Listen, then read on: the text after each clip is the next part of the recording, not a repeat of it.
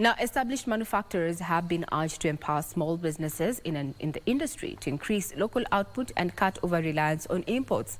Principal Secretary for Industrialization Dr. Juma Mukhwana says that through partnerships, small businesses can tap into value chains offered by established players to gain access to global markets.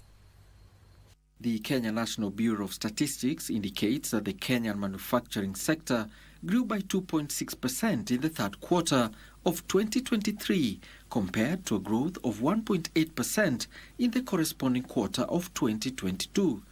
The government is pushing for more manufacturing, especially by smaller players, in a bid to accelerate the country's industrialization. As a country, we'll only move forward when Kenyans appreciate that this country will be industrialized through the efforts of Kenyans. So as government, we are encouraging, we have a lot of policies, we have developed standards, we have financing from institutions like KBC if you want money for manufacturing. The government targets to increase the contribution of the jobs created annually through the county aggregated industrial parks. Already 18 have been tendered, construction is underway.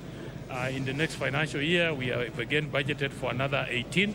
So by the end of 2025, we'll be looking at 36 industrial parks in our counties, and we are looking at the raw materials that each county has. On their part, small manufacturers such as those in the informal Juakali sector say more can be done to improve the condition of the entire manufacturing value chain.